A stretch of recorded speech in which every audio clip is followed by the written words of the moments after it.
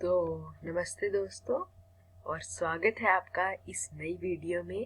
तो जैसे आपने पिछला ट्रेनिंग सेशन देखा था, ट्रेनिंग सेशन 1, जिसमें हमने ये जाना था मॉडल यूनाइटेड नेशंस क्या होती है और यूनाइटेड नेशंस के बारे में। तो उसी ट्रेनिंग सेशन के कंटिन्यूएशन में ये दूसरा ट्रेनिंग सेशन है मॉडल यूनाइटेड नेशंस का, और पहले सेशन की वीडियो आप इसकी डिस्क्रिप्शन में भी देख सकते हैं, वो उसका लिंक आपको दिख जाएगा। तो आज का ट्रेनिंग सेशन है मॉडल यूनाइटेड नेशंस का सेकेंड ट्रेनिंग सेशन, और इसके बाद इसमें हम बेसिकली MUN के बेसिक प्रोसेस के बारे में जानेंगे कि MUN के लिए आपको रिसर्च कैसे करनी होती है, और रिसर्च के साथ साथ आपको कंट्री कैसे असाइन होता है और आपका टॉपिक्स क्या क्या होते हैं। तो पहले एक बार ट्रेनिंग सेशन 1 का रिकैप ले लेते हैं, जो कि यूनाइटेड नेशंस के बारे में हमने मेनली डिस्कस किया था। तो हमने देखा था कि यूनाइटेड नेशंस जो है वो है एक इंटर गवर्नमेंटल ऑर्गेनाइजेशन, यानी अलग अलग देशों की सरकारों का संगठन जो एक साथ विश्व शांति और उसके साथ साथ सिक्योरिटी के लिए भी काम कर रहा है। और ये सबसे जानी मानी बॉडी है। जैसे इंडिया में पार्लियामेंट होती है सबसे ऊपर, वैसे ही वर्ल्ड की पार्लियामेंट ये यूनाइटेड नेशंस है। तो 193 मेंबर स्टेट्स हैं इसके और 2 ऑब्जर्वर नेशंस। तो 193 मेंबर स्टेट्स यानी जो असेंबली में इसकी बैठकर डिसीजंस लेते हैं, और 2 ऑब्जर्वर नेशंस जो समीक्षा करते हैं कि इसकी फंक्शनिंग ठीक चल रही है या नहीं। तो इसमें बेसिकली 6 कमिटीज होती है। UNGA, United Nations general assembly, जो कि डिसीजन सारे बेसिक कमेटी है, जिसके आगे भी 6 कमिटीज है। फिर है यूनाइटेड नेशन सिक्योरिटी काउंसिल, जो बेसिकली सिक्योरिटी के मैटर से डील करती है, वॉर्स से लेकर युद्ध जो भी हुए हैं। और सिक्योरिटी काउंसिल की एक खास बात यह है कि इसमें एक समय पर सिर्फ 15 मेंबर्स होते हैं, जिनमें से 5 मेंबर्स परमानेंट मेंबर्स होते हैं। परमानेंट मेंबर्स यानी वो देश जिनके पास वीटो पावर है, और जो भी डिसीजन सिक्योरिटी काउंसिल लेगी उसमें अगर एक भी इस परमानेंट 5 मेंबर ने ना कर दिया तो इसका मतलब ये है कि वो अपने पास नहीं होगा उसका। तो जो भी ये 5 परमानेंट मेंबर्स हैं, इनके नाम है चाइना, USA, रशिया, फ्रांस और यूनाइटेड किंगडम। इनके पास क्या है? Veto power. वीटो पावर बहुत जरूरी है। और सबसे खास बात इसकी ये है कि अगर इनमें से एक भी कंट्री ने नो बोल दिया, Russia, China, United kingdom, France और USA में से अगर किसी ने भी एक डिसीजन को पास करने से रोक दिया, तो चाहे बाकी कमेटी की मेजोरिटी हो या ना हो, वो पास नहीं होगा। इसके साथ साथ 10 और नॉन परमानेंट मेंबर्स भी होते हैं इसमें, जो बाकी जिनकी मेजोरिटी चाहिए होती है। इकोसॉक है सोशल काउंसिल, जो कि बेसिकली नई कमिटीज के अप्रूवल को देखती है, इकोनॉमिक एंड सोशल काउंसिल। फिर उसके बाद ICJ, international court of justice, जो द हेग नीदरलैंड्स में है, जो कि जैसे इंडिया में सुप्रीम कोर्ट है, वैसे वर्ल्ड का कोर्ट है इंटरनेशनल कोर्ट ऑफ जस्टिस। फिर सेक्रेटेरिएट और ट्रस्टीशिप काउंसिल। उसके बाद UNGA की आगे 6 कमिटीज है, यानी डायसेक, डिसआर्मामेंट एंड सिक्योरिटी काउंसिल। तो जो डिसआर्मामेंट के लिए और सिक्योरिटी के लिए, जो बेसिकली जो भी वॉर हुई है उससे डील करती है, और ऐसे मैटर से वो है डायसेक। उसके बाद आ जाती है इको। तो जो डायसेक है वो बहुत जरूरी इसलिए क्योंकि ये आपको इमेज में काफी मिलेगी। उसके बाद इकोफिन भी एक इकोनॉमिक एंड फाइनेंशियल कमेटी, जो कि वित्त के मामलों को देखती है, आर्थिक मामलों को। फिर सोखम, सोशल एंड ह्यूमैनिटेरियन कमेटी, जो कि ह्यूमन राइट्स एंड इक्वालिटी ऐसे मामलों को दे। और इसके बाद स्पेक्पोल, एडमिनिस्ट्रेटिव एंड बजटरी कमेटी और लीगल कमेटी आपको एमयूएन्स में नहीं मिलेंगी, तो इस वजह से वो बहुत ज़्यादा ज़रूरी नहीं है। तो जैसा कि अब आप देख सकते हैं, ये पहले ट्रेनिंग सेशन में हमने डिस्कस किया था। अब इसी की कंटिन्यूएशन में हम MUN के बारे में जानते हैं। तो आगे अब हम बढ़ते हैं।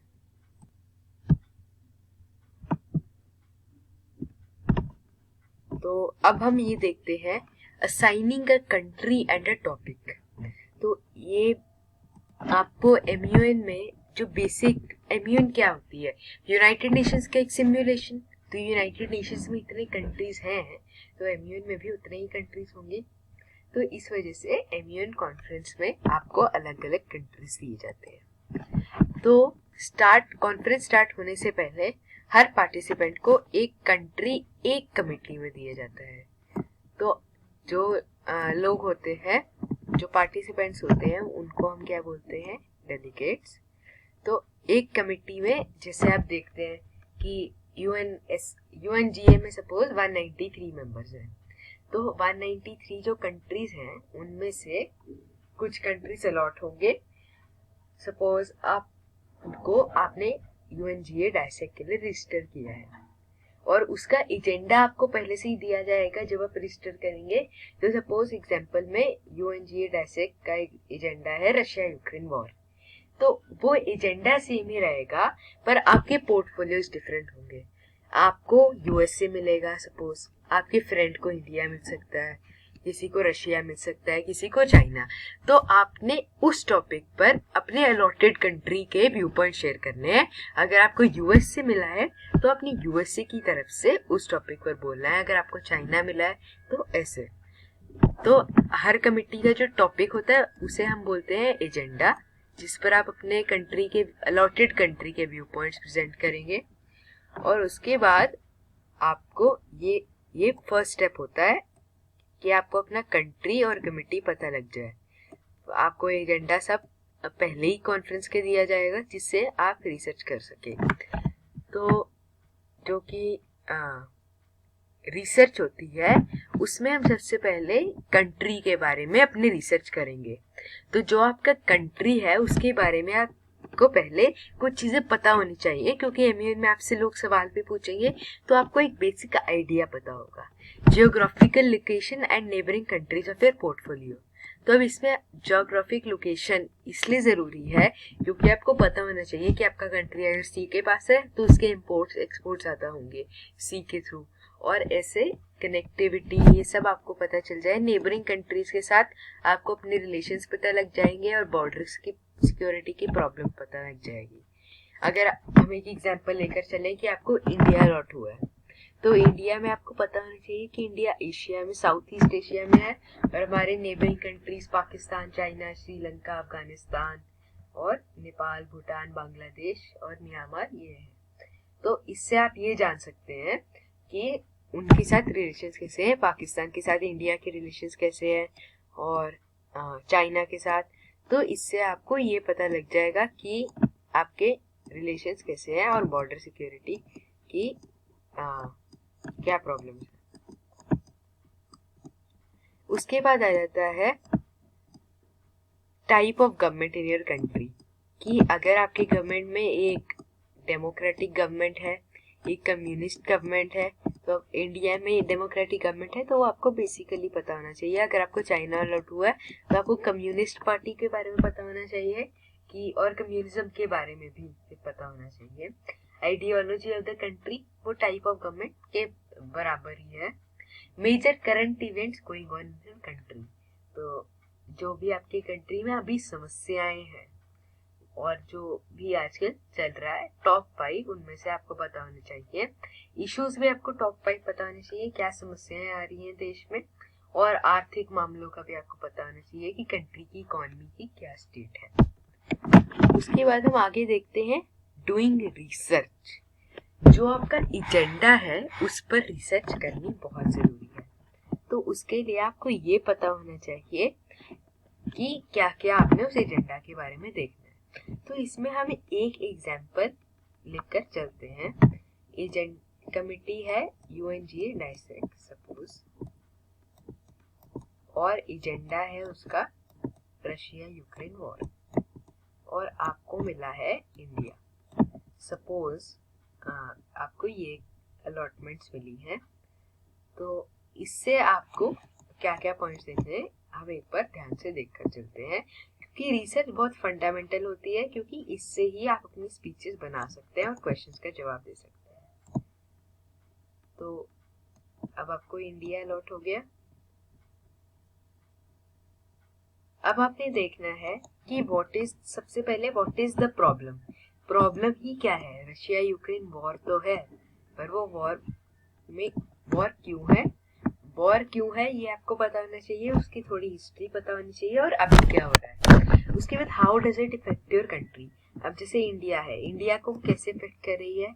सपोज आप देख सकते हैं रेफ्यूजीज, वो इंडिया में नहीं बट अगर आपको कोई यूरोपियन कंट्री मिला है तो फिर इससे रेफ्यूजीज की प्रॉब्लम आ रही है।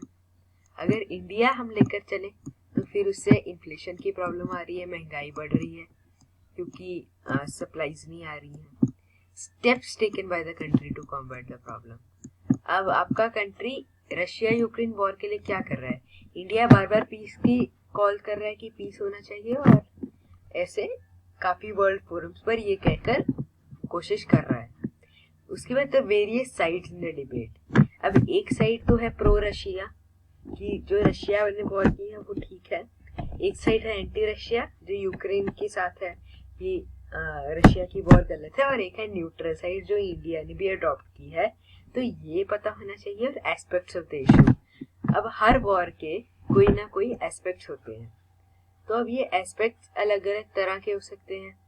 ये एस्पेक्ट सोशल हो सकते हैं, इससे सोशल इम्पैक्ट पड़ रहा है कि रशिया यूक्रेन वॉर से जो वहाँ के लोग हैं उनकी लाइफ्स पर इम्पैक्ट पड़ रहा है। मिलिट्री इम्पैक्ट तो पड़ ही रहा है, इकोनॉमिक इम्पैक्ट, आर्थिक इम्पैक्ट भी सब कंट्रीज पर पड़ रहा है। और उसके बाद पॉलिटिकली भी इंस्टेबिलिटी बढ़ रही है, यूक्रेन में सरकार गिर सकती है, ये सब हो सकता है। तो इससे वर्ल्ड को बहुत खतरा है, ये आपको बताना चाहिए। How is your country involve or might get involve in the future. तो आपका सपोज इंडिया अभी पीस के लिए वर्ल्ड फोरम्स पर बोल रहा है, या फिर वो बाद में कैसे इन्वॉल्व हो सकता है। आप ये कह सकते हैं कि आप एक पीस डील करवाने के लिए तैयार हैं, ऐसी चीजें आप बता सकते हैं और देख सकते हैं आपकी कंट्री की क्या स्टेटमेंट्स है। Presumption of arguments made by various other countries. आपको पहले से ये पता होना चाहिए कि दूसरे कंट्रीज क्या आर्गुमेंट देंगे। अगर आप इंडिया हो तो आपको पता होना चाहिए कि रशिया क्या कहेगा, यूएसए क्या कहेगा, यूक्रेन क्या कहेगा, चाइना क्या कहेगा, और आपको अपने उनके काउंटरबैक तैयार होने चाहिए अगर वो स्टेटमेंट्स आपके अगेंस्ट है। How do the positions of other countries affect your country's position. वो सेम वैसे ही है पिछले पॉइंट जैसे। फिर evidence and statistics on the issue. कितने रेफ्यूजीज हो गए हैं, कितने लोग डिस्प्लेस हो गए हैं, कितने लोगों को मार दिया है, कितनी मिसाइल्स यूज हुई हैं, और एविडेंस जैसे यूएसए कितनी बार ये पेश कर रहे हैं कि सैटेलाइट इमेजरी से हमें ये पता चला है। तो आपके कंट्री के ने अगर कभी ऐसा एविडेंस दिए तो वो आपके पास रेडी होना चाहिए। उसके बाद speeches, resolution, statements and news articles. तो न्यूज आर्टिकल्स में कई बार ओपिनियंस होते हैं लोगों के बहुत अच्छे, वो आप पढ़ सकते हैं। रेजोल्यूशंस जो यूनाइटेड स्टेट्स की पुराने डिसीजंस है। स्टेटमेंट्स और स्पीचेस जो आपके कंट्री ने यूएन में दी है या फिर और किसी ग्लोबल फोरम पर दी है। लेकिन ये सब हमें पता कहाँ से चले, ये हमने पॉइंट्स तो देख लिए, पर ये पता कहाँ से चले वो बहुत जरूरी है। तो एक एक करके हम इन सारे सोर्सेस को देख लेते हैं, क्योंकि एमयूएन में सिर्फ कुछ ही सोर्सेस यूज होते हैं। सारे सोर्सेस एक्सेप्टेड भी नहीं होते हैं क्योंकि वो ट्रस्टेबल नहीं होते हैं, और इसलिए कुछ सोर्सेस पर ही स्ट्रेस किया जाता है। तो एक तो है यूनाइटेड नेशंस की ऑफिशियल साइट un.org, जो आप यहाँ से देख सकते हैं। ये देखिए, यहाँ पर आपको सब कुछ पता चल रहा है क्या क्या नई अपडेट्स है यूएन की। जो ये ब्लैक सी ग्रीन इनिशिएटिव है, ये रशिया और यूक्रेन के बीच में एक डील हुई थी कि उनकी वॉर की वजह से ग्लोबल सप्लाईज ना रुके तेल की।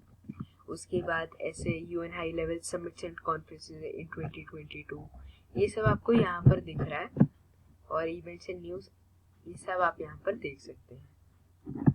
उसके बाद आ जाता है writers.com। एक ही मीडिया ऐसा सोर्स है जो एमयूएस में एक्सेप्टेड होता है, बीबीसी भी नहीं एक्सेप्टेड, सिर्फ ये साइट है रॉयटर्स जो एक्सेप्टेड होती है।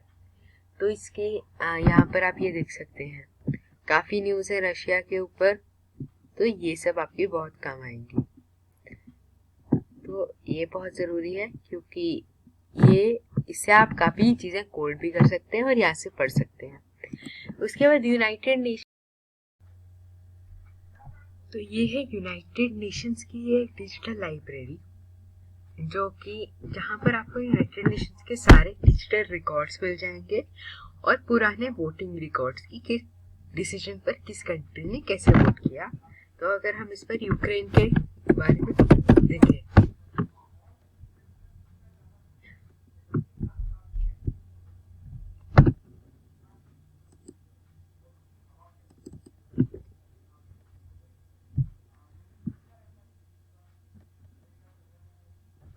तो आपके पास इतने रिजल्ट्स आ गए, लेटर्स आ गए, ये पुरानी लेटर्स भी आ गई और नई लेटर्स भी अब आपको इसी पर मिल जाएंगी। आपके पास ऑप्शंस इसमें बहुत सारे हैं। तो वोटिंग डेटा आ जाएगा यहाँ पर,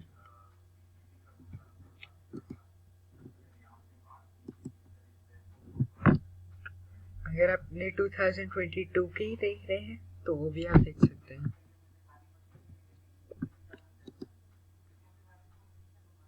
अभी ह्यूमैनिटेरियन कॉन्सिक्वेंसेस का वोटिंग रिकॉर्ड में आपको पता लग रहा है।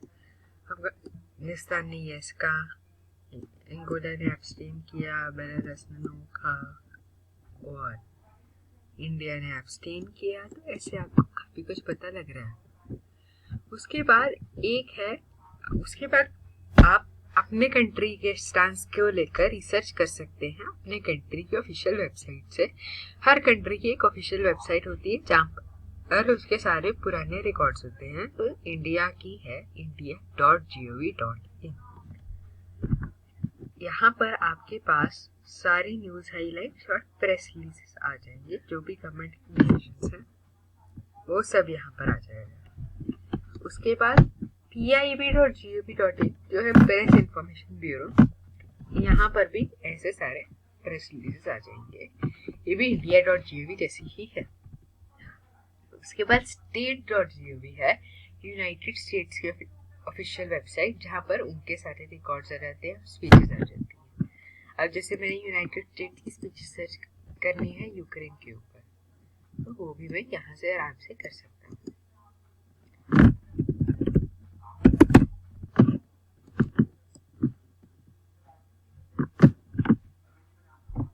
यहाँ पर सारी इंफॉर्मेशन आ गई। ऐसे ये रशिया की भी साइट है और हर कंट्री की होती है। रशिया में भी आप ये देख सकते हैं ऑफिशियल वेबसाइट। तो एमनेस्टी इंटरनेशनल कुछ एमयूएंस में ऐसा ट्रस्टेड सोर्स एक्सेप्ट होता है, हमेशा नहीं बट कई एमयूएंस में हो जाता है, तो आप इससे भी रेफर कर सकते हैं। आपको विकीपीडिया से रेफर करना कोई भी चीज़ रिकमेंडेड नहीं है, क्योंकि विकीपीडिया पर कोई भी उसे एडिट कर सकता है इंफॉर्मेशन को। पर अगर आपने बेसिक आइडिया लेना है तो वो आप विकीपीडिया से ले सकते हैं। तो रिसर्च में आज आपने इस सेशन के बाद क्या करना है, ongoing economic crisis of Sri Lanka के ऊपर आपने 10 लाइनें लिखनी है और आप उसे कमेंट सेक्शन में भी डाल सकते हैं और उस पर आपको पता लग जाएगा। तो ये रिसर्च कीजिए, उसके बाद 10 लाइनें कमेंट सेक्शन में जरूर डालिए। Right 10 lines on the ongoing Sri Lanka. तो आज के सेशन बस इतना ही था। थैंक यू, और इसी सेशन को अच्छे से रिवाइज करना और कमेंट सेक्शन में वो जरूर होमवर्क जरूर अपलोड करते ना। साथ ही साथ चैनल को सब्सक्राइब करना और इस वीडियो को लाइक और शेयर जरूर कर देना। और अगर आपको कोई भी फीडबैक देना हो तो आप वो भी कर सकते हैं। Thank you.